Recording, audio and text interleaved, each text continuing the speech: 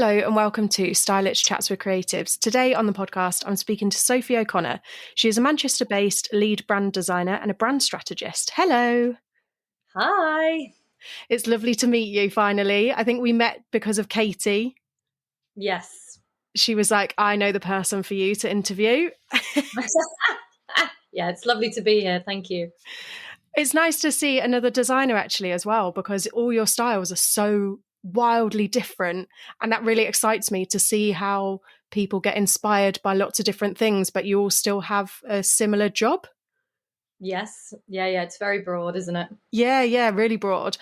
So how did you become a designer? Were you always creative when you were younger? Yes. So I actually grew up in a family of advertising. My folks set up a business in the 70s, which was a B2B advertising agency based quite locally in Macclesfield. And I grew up surrounded by art directors, designers, creatives, and I just fell in love with it. And then from like the age of about 15, when I was doing my GCSEs, I just knew that I wanted to be a graphic designer, and set my sights on going to college. Didn't bother doing A-levels, just straight to college. And that was it really. Then I just sort of fell in love with it. Oh, cool. Did you go to uni as well? I did. So I did a gap year before university, in between college and uni, where I got to do like an international internship through my dad's network of agencies that he'd set up as part of like an international, it's called BBN. And he kind of just said, hey, who'll have my daughter for a bit of work experience? So I got to do a bit of traveling and work experience. And then I went to Liverpool John Moores University. Oh, cool. How did you find the experience? Because I've had some creatives come on and go, absolutely hated it. Some absolutely loved it. And some were like, meh. University? Yeah. Loved it. I loved it. I mean, I chose Liverpool John Moores because they were very focused on internships and also like placements during the course itself. And I really liked the fact that they had like a finger in the actual world of, you know, of design and advertising, rather than it just all being about curriculum. And getting to kind of explore lots of different areas like photography, typography. I didn't do illustration. I'm not an illustrator in the slightest. But yeah, I absolutely loved it. And I loved the whole experience, you know, party hard, work hard. So So is that where you found your style, or is your style like still constantly evolving? yeah, I think I fell in love with typography at university, and I've always really been interested in like Swiss design, very simple, clean, bold design. But at that point, I still wasn't sure whether I wanted to do design or art direction, so I was still kind of exploring. But yeah, I did kind of find a love of typography at that point. Is there any typography that you're like, oh my God, that is my favorite typography that you've found? Have you got a fave? I think it changes. I mean, I love the classic sans serif, Helvetica, Newhouse, those sorts of things. And, you know, like I said, I love Swiss design. I love very clean typography. But having said that, you know, I do like to explore with more kind of eccentric typography nowadays. But I don't know, I just always come back to that very sort of clean, modern style. Yeah, it's quite impactful, isn't it? Yeah, I think it can be. You know, I learned that you should never be afraid of white space. And so for me, I think if you've got a really smart idea, I'm very much about conceptual design. That's why I went into brand strategy as well. I'm not a designer who just designs for something to look pretty. It has to be rooted in an idea and have a thread running through everything. And so that's kind of why I went into the sort of brand strategy stuff. So tell me about brand strategy, because I have no idea what it involves at all. Well, there are brand strategists, and I'm not a brand strategist by trade. I'm still a designer, but brand strategy, it bridges the gap between design and strategy, because you have strategists and you have designers. And what the course that I did, which was by a company called Level C, who are in the States, and they do masterclasses, and they're fantastic. I've done 2 of them. And what they're teaching you is kind of learning about business so as a designer, learning about the business and strategy side of it. And as a strategist or a business person, you're learning about the design. So it's all about bridging that gap between the two, and also giving you the tools to really research the crap out of the brand that you're working on. So, giving you those tools to kind of understand what's the marketplace of the brand that I'm working on, who are the competitors, gives you the why, really. Why am I doing this? Why, how do I differentiate this brand if it's, in a sea of other companies that are all doing the same thing? How do we make this different? How do we make it stand out? And that's what brand strategy is. But I would never sell myself as a brand strategist alone, because I'm a designer, essentially. They sound like they go hand in hand, actually. And I think, much like you, I like to know why. I often quiz photographers, like, why are we doing it like this? Tell me why it isn't going to work the way I'm placing stuff down, or, So that sounds really like intriguing, that you get to the nitty gritty of like why something looks like it is. Yeah, absolutely. I mean, if you're working in a team at an agency, you'd have a strategist, you'd have a designer, you'd have a copywriter, and, you'd have a creative director. You'd all be working as a team. The reason that I did the brand strategy courses is that actually I work on my own quite a lot of the time. And if I'm doing a rebrand or a product launch for a company, I haven't got a strategist to work with. So I need to understand how I get from, A to B, essentially, before I start doing the design. And, there is always design strategy, but I wanted to just go that one step further. And actually, as a branding designer, when I'm working with agencies, it just gives me that little bit more information and a little bit more experience when I'm actually working in a team. Yeah, it sounds really good, actually. It sounds really good. And I think, like you say, sometimes when you do work on your own, you need to swivel many plates. And sometimes it helps you then deliver the best you can to your client. Yeah, definitely. You are a master of everything, accounting, planning, Yeah. all of it. When did you go freelance, or have you always been freelance? I set up as a limited company when I left London in 2016, and I've worked on my own since then. But I had dabbled in freelancing prior to that when I was in London. I called it permalancing because I'd go into an agency as a freelancer and then I'd still be there 6 months later. But oftentimes that led to permanent jobs. And my last permanent job was at Mother in London. And I was there for a long time. And when I left, to be honest, I just didn't really feel like I could top that as an agency of places to go. And we were planning on having a second child, so I wanted that flexibility. And so that's why I went solo. And, now I have the flexibility of working on my own with clients or still working with agencies remotely, because I'm struggling with some chronic illness or complex illnesses at the moment. So it means that I can't go into agencies. I have to work from home 100% of the time at the moment. And there's not many jobs that give you that flexibility to be able to do that. So I'm really lucky, actually. Yeah. And I think being a remote worker actually has so many benefits to it. You can fit it in around family life, home life, and also around your illnesses too. Yeah, absolutely. I mean, not so much when you're working with agencies, because you still have to be at your desk from sort of 9:30 till 5:30. But that's why I tend to split my time. I've just finished a sort of 7-month contract with an agency, and now I'm taking a couple of months out just to kind of rejuvenate myself. And then I'll probably take on a couple of jobs working with clients, which I can work flexibly, whatever hours I want to do, a few hours, take a break, take a day off. And it just gives me that flexibility. I cannot commit to a full-time 9-to-5 agency job because I just wouldn't be able to deliver that at the moment. Yeah, I think that's the thing about having a chronic illness or a couple as well. You can't always, I definitely find it, I can't always commit like Monday to Friday for 6-8 weeks because I'm fucked at the end of it. Yeah. I mean, I've been lucky. I've managed to do 4 days a week for the last 6, 7 months, but that has been me sitting or lying on the bed with my laptop working. And then by the end of the day, I've got nothing left. There's no energy to do anything. And that's not really a way that I want to live as a mum. I want to be able to be there for my kids, put them to bed.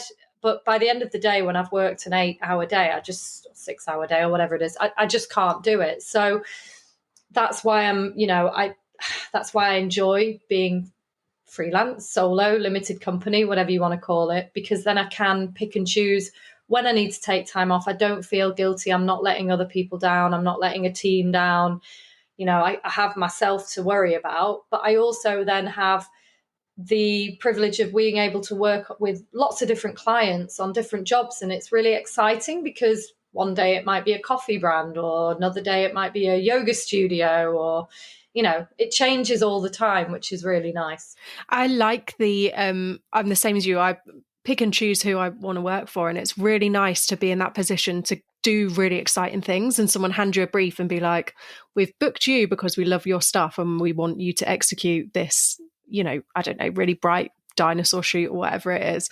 And that's really exciting to then go into another job that's fun and exciting, or but then also take those, I call them life admin days, where you have those days off and you go, I've got a couple coming this week, I've got my cars being serviced, there's another thing happening. I'm just like, do you know what, they're my life admin days, I'll get some other bits done, doesn't matter, and that rest. So would you be able to tell me more about your chronic illnesses? Yeah, of course. So I had endometriosis when I was growing up, when I was younger, stage 4, pretty serious, lots of operations. I was very, very poorly in my kind of late teens, early 20s. And then when I was in my mid-20s, I met a naturopathic doctor who I worked with very closely. And within about 12 months, we'd put it into remission. About 6 months later, I fell pregnant. And pretty much have worked with that same naturopathic doctor for about the last 15 years and have been able to manage my endometriosis really well through diet, supplements, lifestyle changes, exercise. But in 2022, I had major hip surgery. I discovered that I had hip dysplasia, which I had no idea I had. And I'd actually torn my hip, and I at the time didn't know what I'd done. I was in pain for about 6 months, couldn't walk, couldn't sleep, the usual. And I went and had this huge surgery in London called a periacetabular osteotomy, where they break your pelvis in 3 places and then pin you back together. And then you can't walk or weight bear for about 6 to 12 months. So it was a huge operation. And really, really difficult recovery, but I recovered in terms of the hip, recovered really well. But about 6 weeks into my recovery, I started to develop dizziness, near fainting. I never actually fainted, but very close to fainting, heart palpitations to the point where I was taken into hospital in an ambulance twice because they thought I was having a heart attack. And fairly quickly, I was diagnosed with something called POTS, which is postural orthostatic tachycardia. It's a bit of a mouthful. Yeah. And I didn't realize at the time that it's actually a comorbidity of connective tissue disorders, which endometriosis is one of. The other comorbidity is hypermobility, or Ehlers-Danlos. Now, I have hypermobility, I have endometriosis, I've had gut problems in the past. So suddenly I was connecting the dots of past illnesses, why I reacted to certain foods, why I couldn't drink alcohol, etc., etc. Now, during my recovery from hip surgery, we didn't realize that we had quite severe water damage in our property, which was causing mycotoxins or mold to spore into the atmosphere of where I was recovering, and I developed mold toxicity. Now, we're unsure what was the initial trigger of the POTS, whether it was the mold, whether it was just the stress from the surgery, whether it was COVID, because I also caught COVID whilst I was recovering.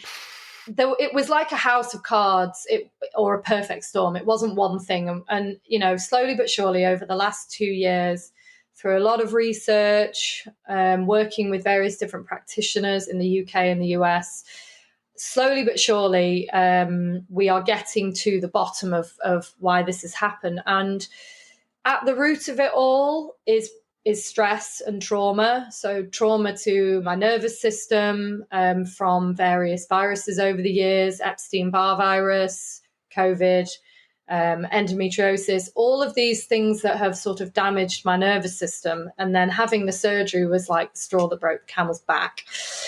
And over the last kind of 18 months, I have gone from being on crutches to being in a wheelchair to now, to being bedbound for a while, to recovering, to then getting ill before Christmas with another virus, and now I'm back to where I was nearly 2 years ago. So I'm not bedbound, but I'm housebound. I'm having to use a wheelchair again. I use a cane sometimes to walk because I'm so unstable on my feet. It's like I'm drunk and wading through mud all at the same time, even though I haven't had a drop of alcohol in 2 years. And then to top that, I'm also going through the perimenopause because I'm now nearly 41 and having a history of hormonal imbalance. Surprise, surprise, going through traumatic experience like I have. And the mold is also a neurotoxin and a hormone disruptor. So my poor body just is so inflamed and really struggling to sort of try and find equilibrium and balance again. And so, the last 2 years living with a disability, essentially, and trying to work and be a mum and, be a functioning human, all those things. So, I'm very lucky that I have the support of my husband who takes care of me and the kids. And I don't think I could survive without him and my parents, to be honest. So I'm so sorry you're going through that massive jungle of shit, because it really is, isn't it? It's like, it's horrendous. And I'm so glad you've got a supportive network around you, because I think that makes all the difference. I know when I'm having like an endo flare up, just having my husband there helps. And even if he's taking the piss out of me, which is a regular occurrence, it's, it's something, just that kindness actually helps you massively. So when did you start realizing you had perimenopause symptoms? Because this is something that we were just talking off before we press record, that I'm starting to research and getting told, oh, you're too young. And I think that's bollocks. But when did you start to realize? Because I feel like as a fellow chronic illness person, we are so hyper aware of our bodies that you notice things probably way earlier than somebody who doesn't have a chronic illness. Yeah, I mean, I knew something was off with my hormones. I've always had a hormonal imbalance. I've always had issues with low thyroid, low progesterone, that sort of thing, high estrogen. And when I started to get ill, my naturopathic doctor ordered some tests for me. He wanted to check everything. I mean, it was like £500 for these private tests. It was a lot of money, but it covered everything. And the tests came back showing that I was struggling with my sex hormones as well as thyroid and adrenal issues. Now, my understanding is that adrenal fatigue, or HPA axis dysfunction, as they call it now, goes hand in hand with perimenopause, because as the ovaries stop producing hormones, the adrenal glands have to take up the job, and they can get quite worn out because they're sort of pumping adrenaline, cortisol, and trying to keep up with this low sex hormone. So because I was showing signs of adrenal fatigue and low thyroid, it was like, okay, well, it makes sense then that there's probably something going on with the sex hormones. Now, I have, worked with I hate calling it the alternative medicine world, because I think it should all be integrated rather than alternative. But I have worked in that world for over 20 years because of having endometriosis and being very let down by doctors that gaslit me for years, surgeons that just wanted to keep cutting me open, people that didn't believe me when I was poorly, and the people that did were the ones in the alternative world. And so, because I've had that support for so long, and like you said, been hyper aware of kind of what was going on with my body, I knew where to look. And so I was able to get these results quite quickly. Now, from my understanding is that the stress and trauma from the surgery not only brought on POTS, but the mold also may well have disrupted my hormones and the trauma and stress from the surgery. So it was almost like this perfect storm of everything going, hey, like everything was off on my bloods. It wasn't just like one thing. It was like all these markers were out of whack. And even recently in February, I had some tests done and my FSH levels were through the roof and my T3 was really low. My estrogen was post-menopausal low now. So, I can see what's going on the test, but I can also feel it in myself, the fatigue, the brain fog, the histamine issues that we were talking about, the dizziness. And the problem is POTS is very closely linked with hormonal imbalance. So as soon as I get my period or before my period comes, I get, an increase in symptoms, a bit like you do with endometriosis. So when you're so used to sort of balancing and noticing what's going on with your body and your hormones, when something's off, and you don't need a doctor to tell you, your own body. And, I read a quote recently that said, don't dismiss my 10 years of researching just because I don't have a medical degree. And it's so true because, okay, I may not be a doctor, but I've been living this day in, day out and researching and speaking to people. I may not be a GP, but I still know what's going on with my body. And oftentimes you've got to trust your gut and trust your instincts. Yeah, I think that's it. And I think sometimes when you're constantly batted back and gaslit by doctors, you then lose trust in your own knowledge of your own body because you're told, oh no, like you're fine, or like my classic doctor was just shrugged, like don't really know, symptoms might have to get worse. I'm like, why should it have to get worse? I know what my body's going through. And I think it's very frustrating, I think, as a woman to go into the doctors and be dismissed like that. Yeah. And I think it's getting better. I have a fantastic GP now, and he admits that he doesn't understand everything that I'm going through, but he's like, we are here for you. We will run whatever tests we need to. And I think you just need somebody to say, I might not understand, but I support you. And I have to say that to friends and family as well. Living with debilitating fatigue, people sort of go, oh, well, I'm tired. You're like, yeah, but it's not quite the same. And a lot of people say, oh, I just don't understand it. And I'll say, well, you don't have to. I don't expect you to understand it. There's no way you can understand what I'm going through because you're not living it, and I wouldn't expect you to. But I think as long as you can support and even just listen, that's all you need, really. That's all anybody who is dealing with hidden illnesses, chronic illnesses, cancer, any of those things. They just want people to be there as a support. You don't necessarily need an answer from them. No, and actually I don't think we need like I was going to say babying. We don't need wrapping up in cotton wool either or treat any differently because we're going through something that people don't fully understand. Like sometimes my husband will say to me, oh, I wish I could take the pain from you. And I just turned to him and I said, you wouldn't be able to cope with it. And then all you'd do is chew my ear off. So we just like take the piss out of each other basically. But, just him being there and like I know it upsets my mum and stuff, like when she's seen me like, without saying rock bottom, but, really shit. And she's like, oh, what can I do? And I'm like, just a cup of tea would be great. Yeah. Or refill my hot water bottle. There's literally nothing else. I just have to ride it out. And, it's shit. But also by being open about it, I feel like I'm having more conversations with people in work, and it might make people feel slightly uncomfortable that I'm quite open about it. But I think it's something that needs to be talked about, as does the perimenopause and the menopause too. We need to be having these conversations because it's affecting us all. Yeah, definitely. And I think, one thing that has hit me the hardest, the POTS itself, the dizziness and all of that I can kind of deal with, but the debilitating fatigue that I get to the point where, one day I feel okay. The next day, if I get a post-exertional malaise, I physically can't do anything, and people can't understand, oh, well, you looked fine yesterday, or you were okay yesterday. And it's like, well, I'm not choosing to be like this. I need a day on the sofa to just recuperate.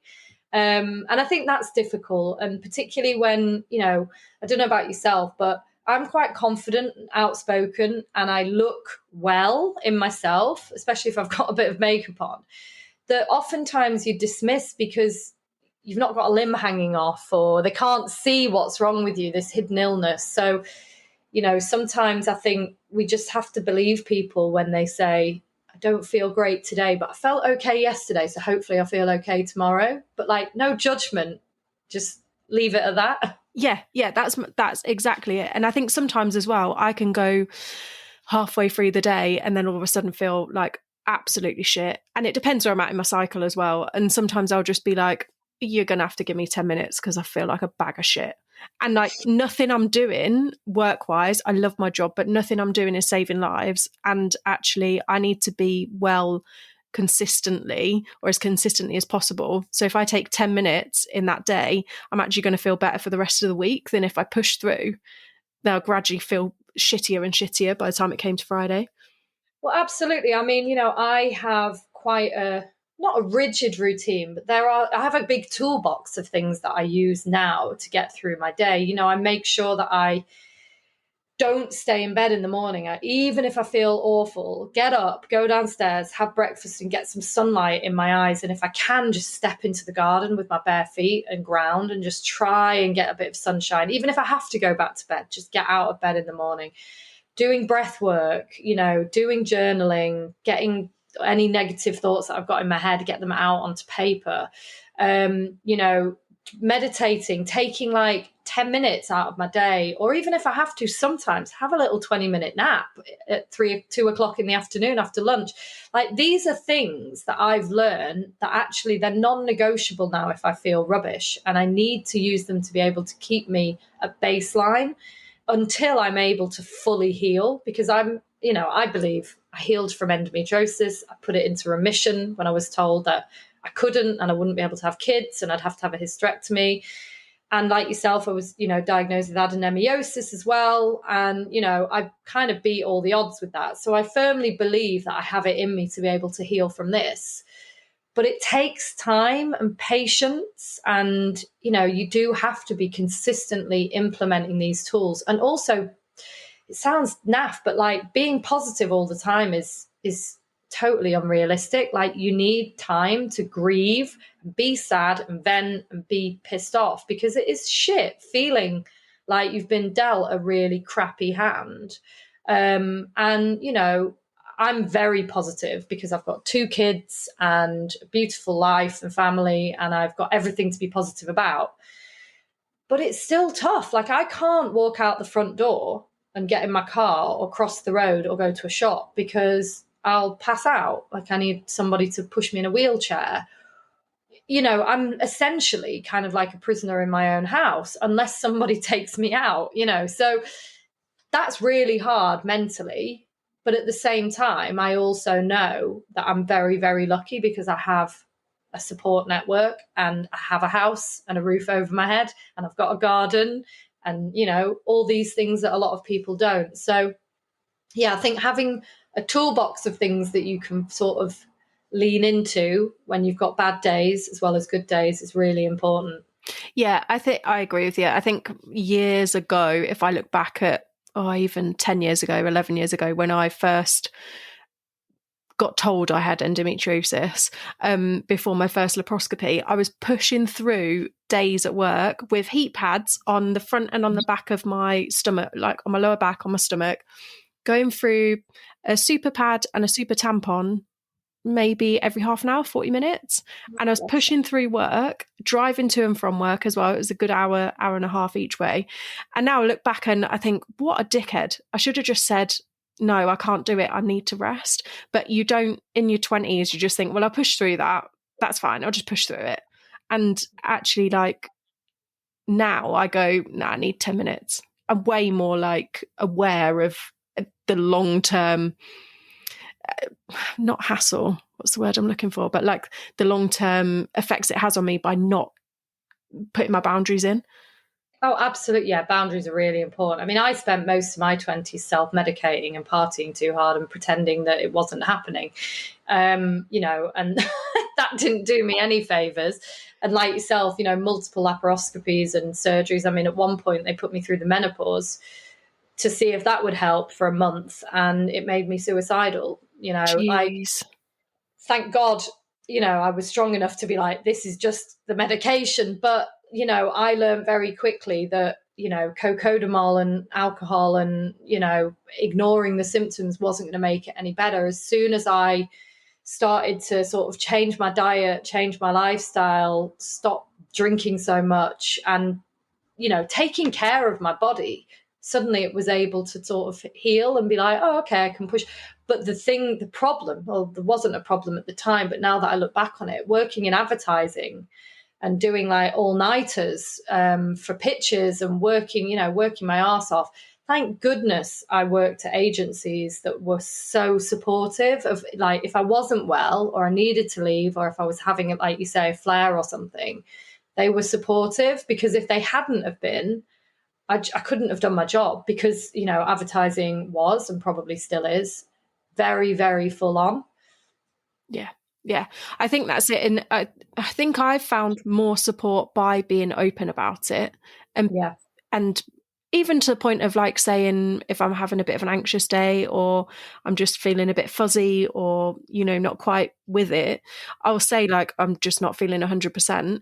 And then it also opens the door for other people to feel comfortable around you to say, oh, actually, I'm feeling a bit rough today. Like, just bear with me. And then you end up having a much better working day, because you don't necessarily have to divulge everything, but it opens that comfort space, that safe space, to just be like, right, okay, we're going chilled out today. We'll still get it done, but we're just chilled out. And I think you're right. I think a advertising agencies and other agencies can be so full on that, like, the stress, I don't think we fully understand how stress can impact our bodies actually.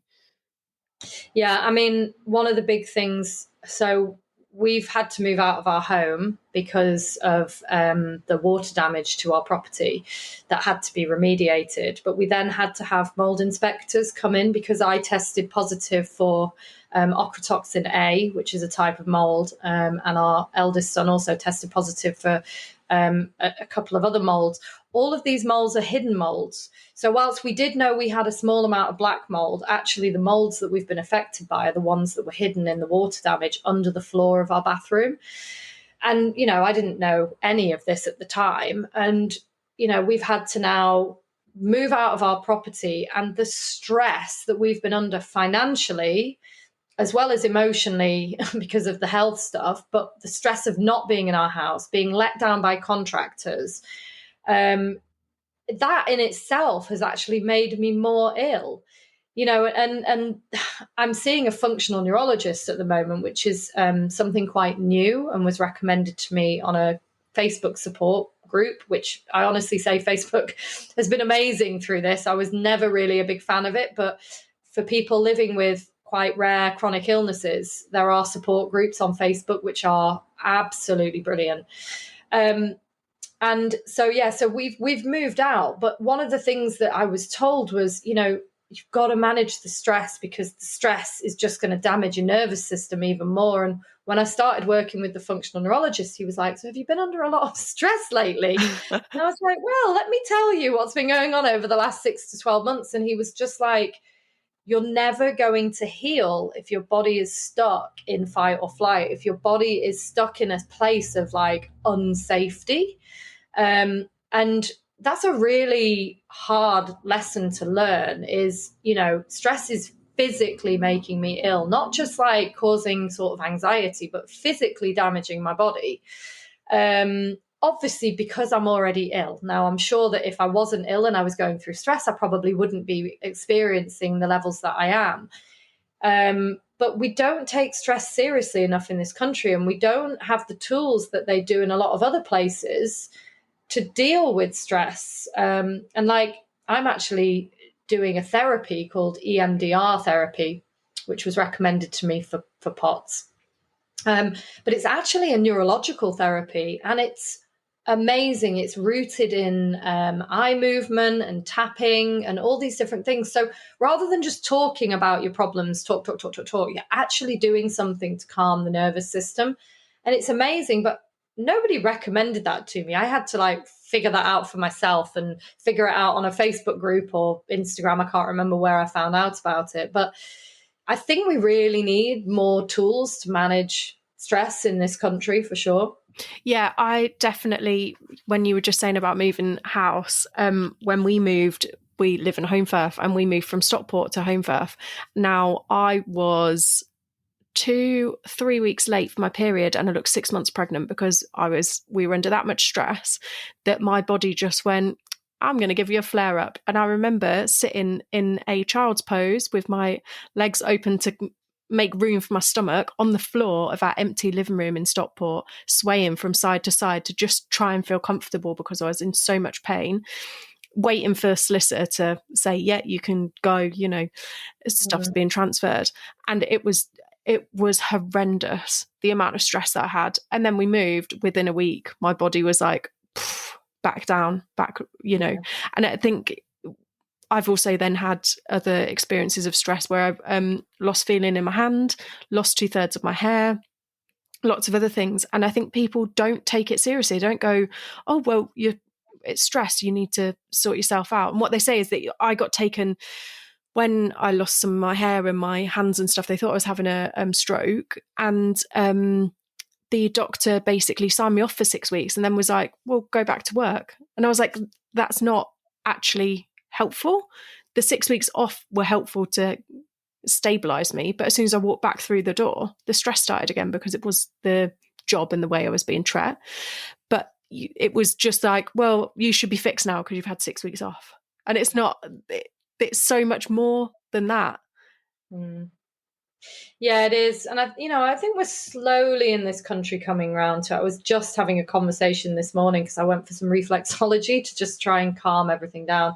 We were talking about how, in Asian countries, how their healthcare is so integrated with stress management, with acupuncture and meditation, Tai Chi, these sorts of things that are slowly creeping into, our healthcare system. They are slowly being recognized.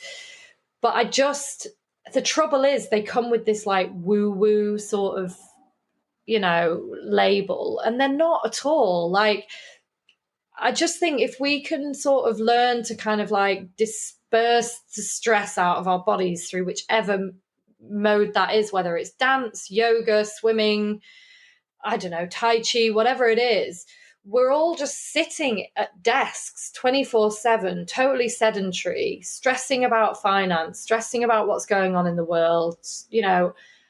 We just need to kind of really find more of an integrated sort of healthcare system rather than this kind of sick system where people only go to the doctors when they're really unwell. And I think that's a lot of the issue with chronic illness. Our NHS and our healthcare system is incredible for acute problems and, surgeries and even cancer care. Like, it's amazing. But anything that's complex or chronic, they just are not set up for that. And I just think that, like, a lot of these problems like chronic fatigue syndrome and fibromyalgia and, even endometriosis, there are warning signs. There are warning signs way before these illnesses get to the point of where they are. And because they don't show up on normal tests and everything looks normal, you're just kind of all off you pop. See you later. My test results now versus when I first started with this are 10 times worse. And, it's like, well, why am I getting worse, not better? Now, obviously, I understand why, because of stress and mold. But at the time I didn't, and having to go and pay for these sort of not off the shelf, tests that are so expensive just to be able to advocate for my own health. It's so frustrating. It really is. And, that's why these Facebook groups are so great. That's why podcasts like what you're doing, bringing this to the mainstream, bringing it to the forefront. Yeah, and I am so with you with the going private as well, because I went private for my second laparoscopy, and the first appointment I had with him, I think was, if I remember correctly, it was pre-pandemic, so it was slightly cheaper, but I think it was 250 quid, and I had over an hour with him, which I'd never spent with a doctor. Because he was a specialist in endo, he was like, I'm going to scan you. It wasn't a nurse who didn't really know what they were looking for, but was Mm-hmm. a scanner. And he was like, oh, I found, I can never pronounce it, adenomyosis. Adenomyosis. That's the one. You think I'd know how to say it now. And he'd like turned the screen and he was like, look, it's here, here, and here. And, you know, then listened to me properly, felt like I was actually being understood. And Yeah. then the surgery, I mean, it's traumatic within itself to go and have surgery and be like, I was cut open, but then he took out my endo all from my ribs all the way down, from my lungs all the way down, took pictures before and after. And he was like, no wonder why you were in so much pain, because there was so much in there. Like, and you think, oh, finally, somebody who's actually understanding me. But I agree with you in the sense that, like, our NHS is fantastic if you've got one problem. But if it's complex and there's lots of different things that might show up and it's a little bit more cloudy, they go, oh, don't really know. They're kind of nervous about saying it's definitely this or it's definitely this, because it could be 20 different things. So I think they really struggle. But also, like you, circling back to your when they put you into medical menopause, I got given the coil at that surgery. It's I've had that too. It's horrible. not a pleasant experience. Like, don't get me wrong, there's plenty of people who get on with it really well. My body decided it was going to push it out. That's what happened to me. Oh. So it didn't quite fully come out, but I also then started to decline. My mental health started to decline. And thankfully, the doctor saw me within a week of me saying, I'm not comfortable here. Like, why is my stomach going in and out all the time? Like, and literally, as soon as he took it out, I walked back to the car and felt instantly better once he got rid of it. Very similar thing happened to me, except my body actually went into labor within 12 hours of it being put in, and then it had to be ripped out, and it was like something out of a horror movie. Yeah. It's horrendous. No, I think that's the problem. Like, when you're dealing with these sorts of things, you're often a very sensitive person. Like, I am ridiculously sensitive, which is a good thing in some ways, because I sniffed out the mold way before anybody else knew it was there.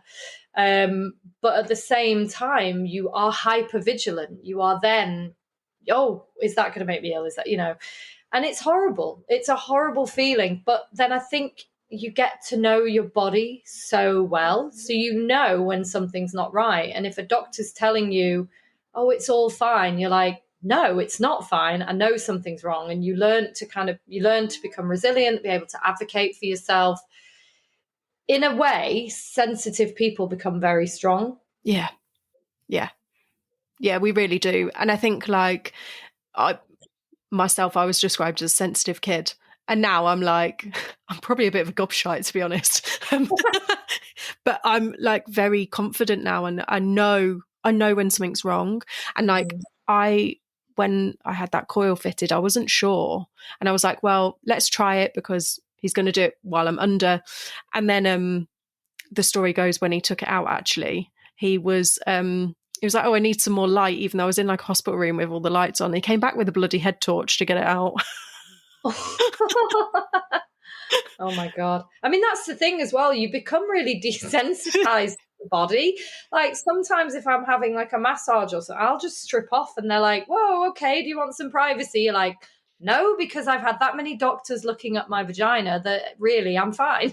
Yeah, I'm exactly the same. And the only other place I do it, where I kind of absentmindedly do it, I guess, is at tattoo artists. When I'm going and getting a tattoo done, I'm like, cool, strip off down to like my pants if it's like my leg being done or whatever, or like little shorts or whatever. And I'm just like, la, la, la. You just completely desensitized, like you say. Yeah, totally. Yeah. It's crazy. I think the more I talk about my experiences, the more people are like, holy shit, you've gone through that. Do you get that as well from people? Yeah, I think people often find it like almost unbelievable. And I don't know if sometimes people think I'm like making stuff up. Why on earth anybody would make anything up to be ill? I mean, maybe a very small percentage of the population, but I tell you, it wasn't on my plan to be housebound at nearly 41. You know, like this is not what I dreamed of. Um, but yeah, when I explain to people, the first thing they say is like, "How is your mental health still intact?" Sometimes I honestly don't know. I do think at times I get depressed. I've never been depressed to the point where I can't get out of bed. I actually have the opposite problem that my mind wants to do the things that my body can't. So I'm almost like that sort of trapped in my own body sort of thing. And I think that's hard because if I was sort of at the point where I was like, oh, well, I give up, I'll just stay in bed and I don't care anymore, then that might be easier. But I'm almost the opposite. I'm like really fighting for myself and really fighting for the life that I want for my kids and us as a family. And I think that's what keeps me going more than anything. And I think when people, like you said, I don't want anyone to pity me. I don't want them to feel sorry for me, but I do want people to just support me. And also from time to time, like I just wish people would be like, oh, I'll pop round and see you. Like I have a couple of friends who are solid. They will always be like, I'll come around and see you, have a cup of tea. It's really lonely and isolating. And, sometimes I just wish more people would like kind of come and say hi, because a lot of the times when plans are made, oftentimes they're made in the evenings. So it might be going out for dinner or going out for drinks or whatever. And by, I don't know, 5, 6 o'clock, that's me done. I physically can't do any more. And if I push through, I'll just collapse. And nobody wants anybody collapsing on a night out. It's not much fun. So it's a shame because I miss out on a lot. I miss out on parties. I miss out on weekends. I miss out on those things. And,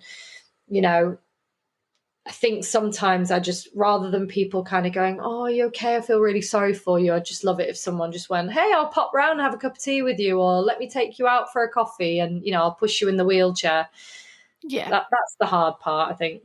Yeah, I think it can be isolating. I think as well, because we're British, I think Brits struggle with going a bit deeper rather than just being like, are you all right, mate?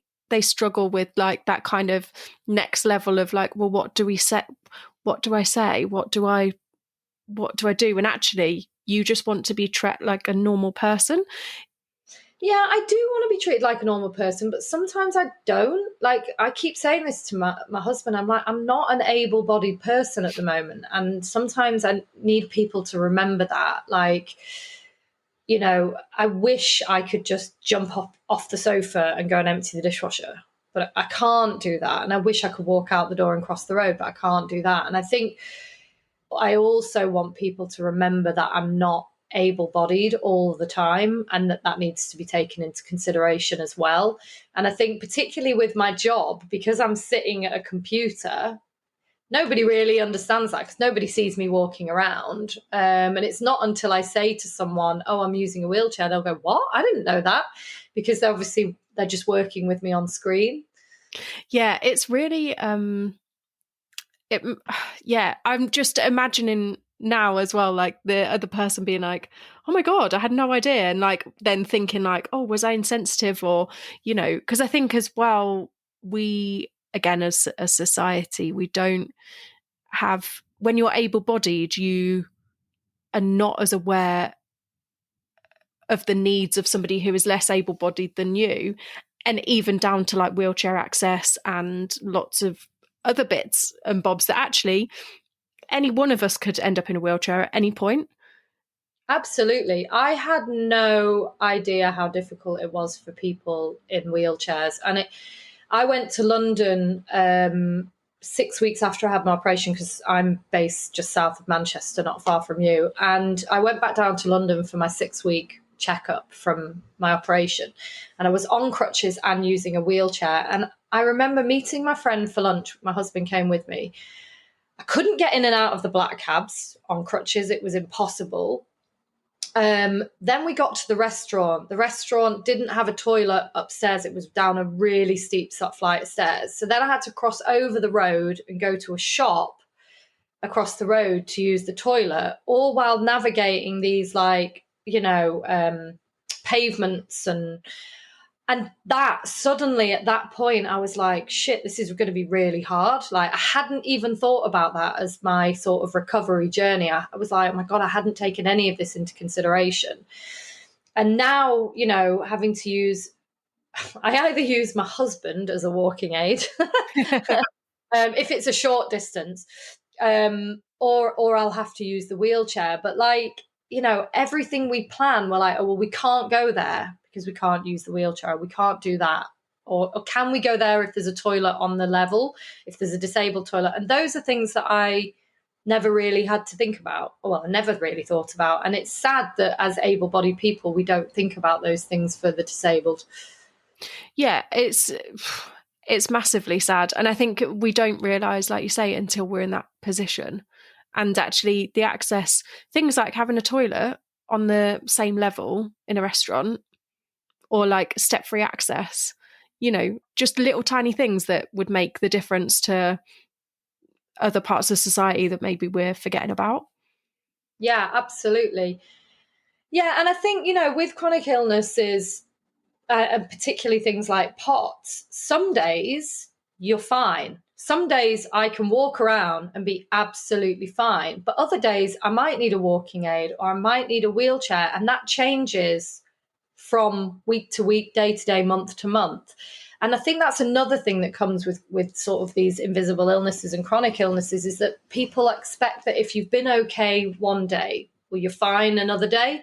But it doesn't work like that, And I think we just kind of we just have to be kind and accept people's journeys and not be judgmental and not, just because you don't understand something or you don't agree with it, that's fine. We all have differing opinions and just, let people be, really. Yeah. I'm with you. I'm with you on it. I've got one final question for you, and it is very broad, so answer it in whichever way you see fit. But what inspires you, Sophie? Oh, what inspires me? In life or in work? Both.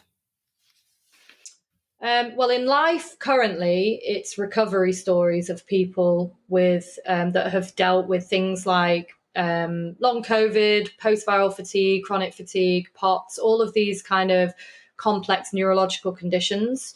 I like to listen to and watch as many recovery stories as I can to kind of inspire me to, keep doing more. My kids inspire me to just be a better person and keep going and keep fighting for my health. And then from a work point of view, everything inspires me. It could be a post on Instagram. It could be a fellow designer. It could be a TV show I've watched. It could be a random logo or piece of typography that I've seen. I think inspiration comes when you're not always looking for it. And that's the key with design, is we're so used to just sitting behind a desk and expecting to be inspired. But actually, if you go for a walk, get outside, go and do something non-creative, potentially, then you are going to be more inspired. Yeah, I agree with you. I think you find inspiration everywhere. I think it's it might be the moss on the stone wall, or it might be, I don't know, the pattern of a dog, or I don't know, I'm just going by things that I like to look at. Lots of dogs. Well, thank you so much for coming on the podcast and sharing your story. I've thoroughly enjoyed having you on, and I'm so sorry you're going through this shit show at the moment, and I really hope that you get better and keep pushing through, and I look forward to seeing more of your designs as well. Oh, thank you so much. Thank you for having me, and it's been really lovely to speak to you. Thank you for listening to this week's episode. I hope you enjoyed it. Please rate, follow and share, as it really helps this little podcast out. And if you have found value in the podcast and you have the means to, I do have a Buy Me a Coffee link in the show notes. This will help keep the podcast going. Join me next week for another fantastic guest. Bye!